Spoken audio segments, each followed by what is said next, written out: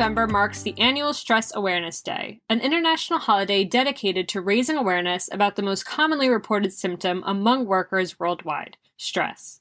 In addition to this distinction, stress holds the title as the number one cause of some of the most common mental health disorders, including depression, addiction, and anxiety, as the leading cause of hospitalizations, and, perhaps surprisingly, as the main contributor to the world's leading causes of death, including heart disease, stroke, cancer, diabetes, respiratory disease, and more.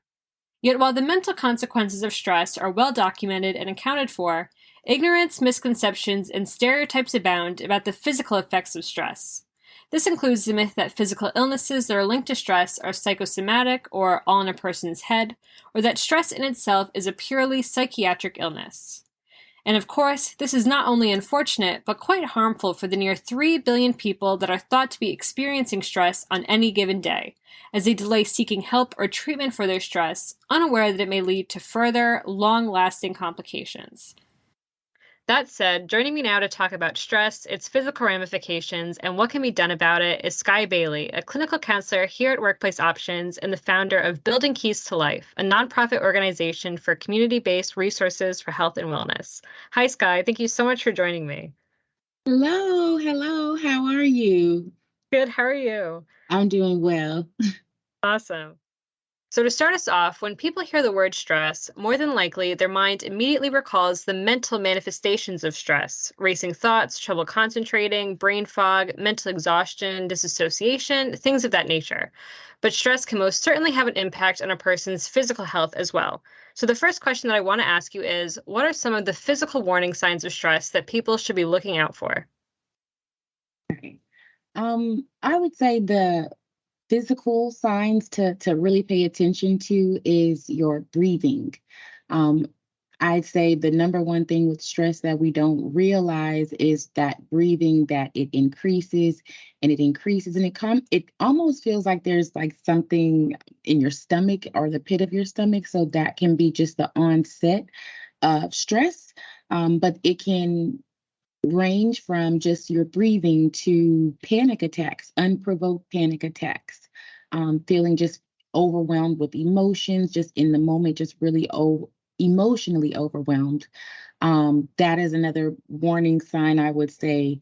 If you're not having those indicators, there could be fatigue, sleep problems, just changes in your eating habits. And then I would say ultimately, if it's prolonged, it can turn into just having maybe a cold or a flu, and it just reflects in just your health.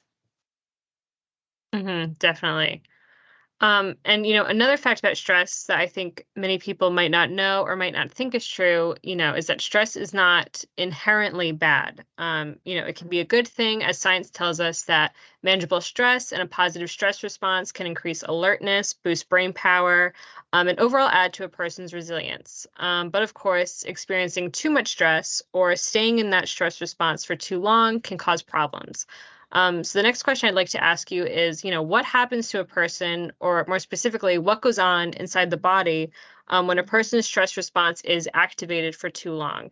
And when does a person's stress levels go from being, perceived as normal to perceived as chronic?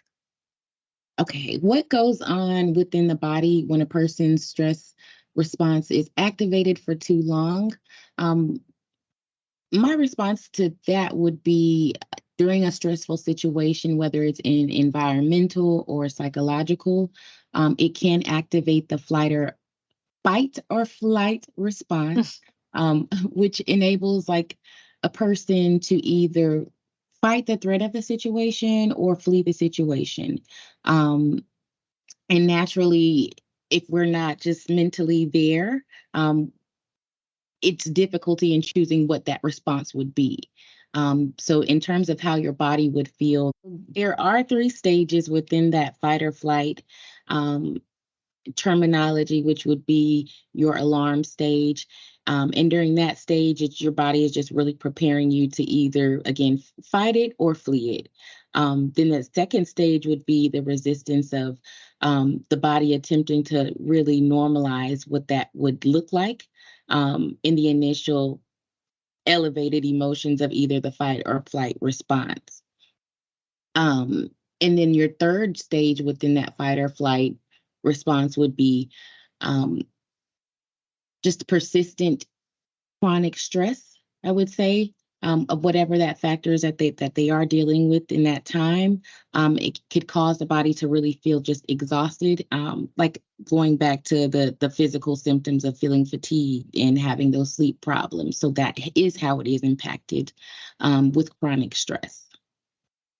Yeah, absolutely. And what are some of perhaps the risk or lifestyle factors that can increase people's susceptibility to that chronic stress? Especially now in the work that you do, what are you seeing in terms of challenges or difficulties that people are facing that might be exacerbating their stress levels?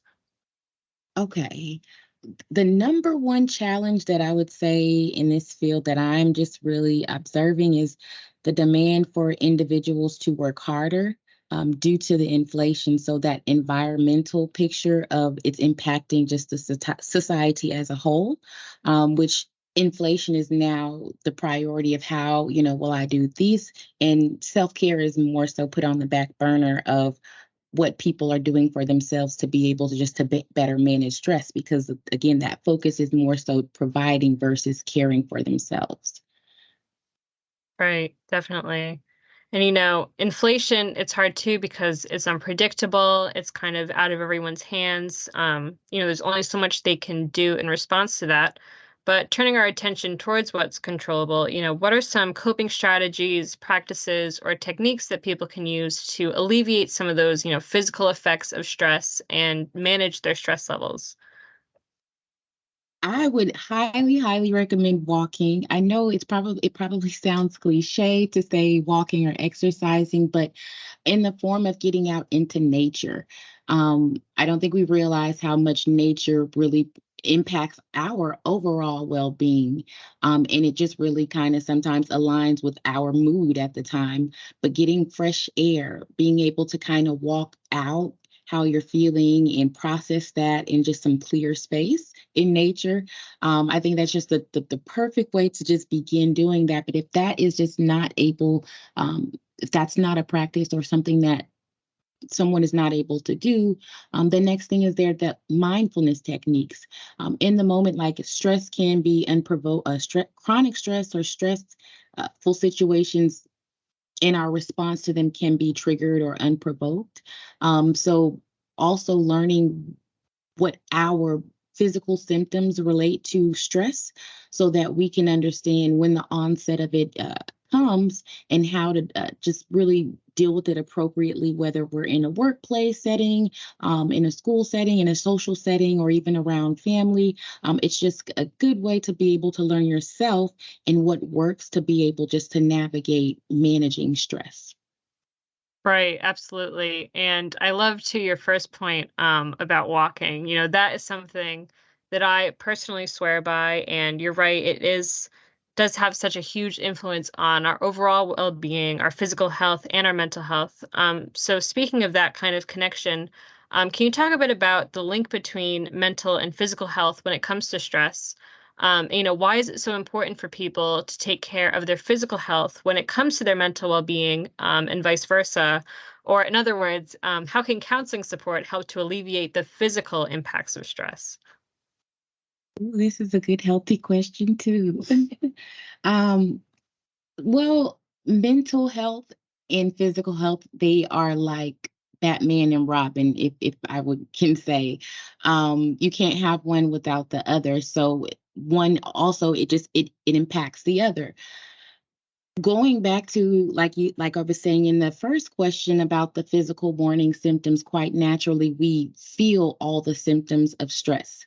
We don't really connect it to mental health at that time. We just feel it, and so the initial part of really speaking with the counselor, it will help process where those feelings are stemming. What are the underlying issues to the stress that you have experienced, or anything. I would say the number one thing related to stress would be trauma, just prolonged trauma that hasn't really just been processed or worked through. And it really arises more so in those stressful situations or it's triggered. And a lot of individuals aren't aware that they are triggered from just previous trauma, but it reflects now just in their personal lives as a really overwhelming stress or chronic stress.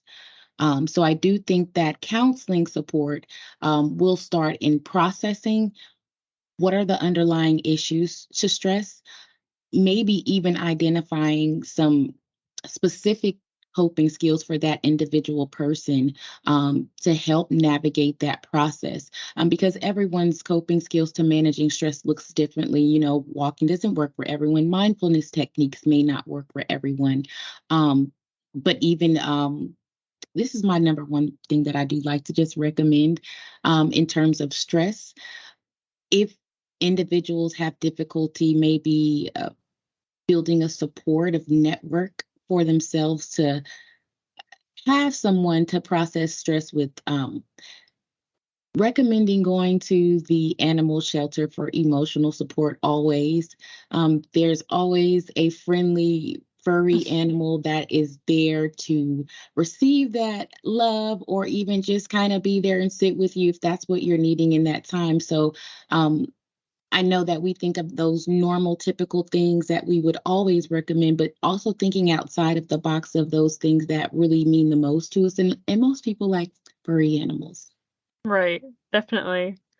Speaking kind of how, some people they don't have, let's say that social support or that social network in their personal lives, in addition to, visiting cuddly animals, it also Mhm. kind of circles back to the workplace and how important, your colleagues and your managers and your employers are in kind of helping you to manage stress. So my next question is, in the workplace, what are some programs or benefits that employers can invest in to support their employees and help them manage their stress? Um, I would say the one thing that they can do is really explain in detail their employee assistance program and what that looks like and how they can utilize that for themselves. A lot of times, I think companies can share the information that is available to for their support. Um, but I think there should be more so a push to really encourage them to do that upon starting that new job. So instead of saying, hey, this is available when you're ready, maybe more so encouraging them to start that in the beginning because any new job is a transition. But that would just say for the company that we want to make sure that even the person that we've hired or is here, we want to ensure that they continue to have the tools upon starting and continuing with that company. So I do think there should be more of a push of just the employee assistance, their specific employee assistance program, and sharing that with all of the employees to let them know that, hey, to start that as soon as they can rather than later. Right, definitely. And for my last question, in addition to, really needing to work on promoting well-being programs or employee assistance programs, what are some other elements of the workplace, that need to go or need to change in order to reduce the amount of stress that workers are exposed to, in their day-to-day work lives? Let's say company morale with other colleagues and just working together as a team. I do think that with all that is changing in every company that we've seen, it's really key for administration and just higher people in positions should be more supportive of maybe the people that are doing uh, I don't want to say they're doing more of the work, but maybe more of the front end of the work.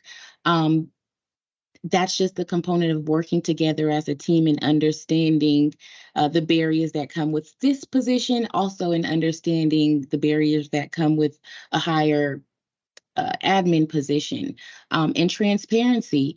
I do think that that's important for a lot of employees to know transparency of that company so that they're able to even process those changes the way they see fit and even navigate moving around that if they need to do that to be able to manage stress in their own personal lives and within their career or the workplace.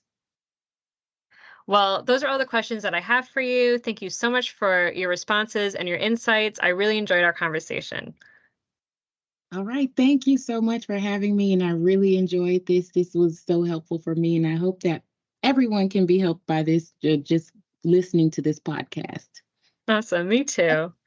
Well, again, thank you so much. And to our listeners, have a great day.